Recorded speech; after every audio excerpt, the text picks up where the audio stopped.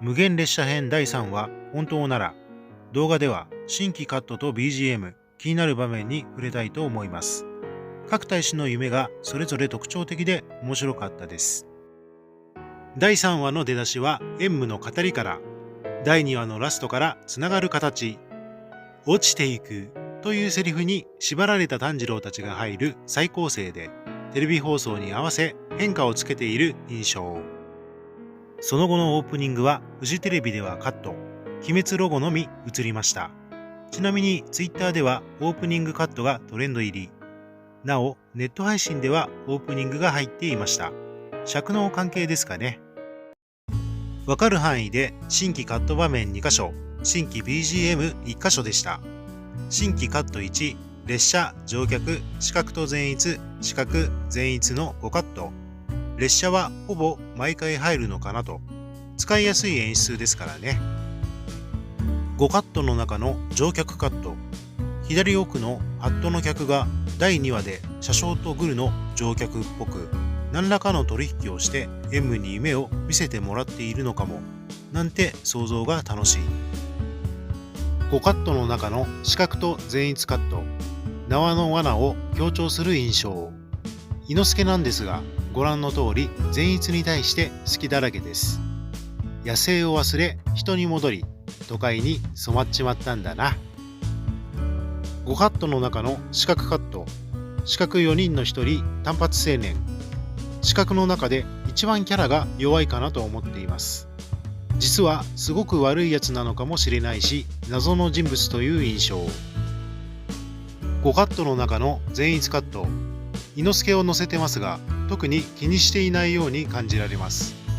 この後、前逸の夢に入るにあたり、自然な導入を助けている演出かなと思いました。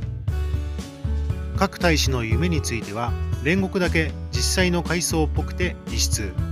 願望というよりリアルな過去そのものな気がします。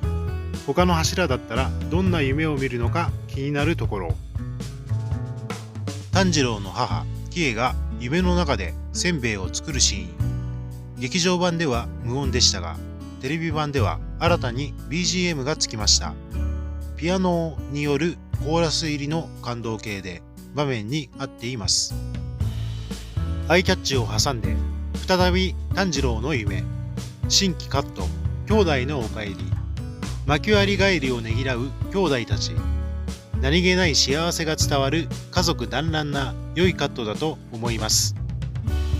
刺客たちについて、やはり目立つのはバイトリーダー的女性。赤い角についての発言から常習犯みたいで煉獄炭なのも納得。だが返り討ち。簡単には倒せないあたり、柱の威厳を感じます。刺客としては異質な結核青年。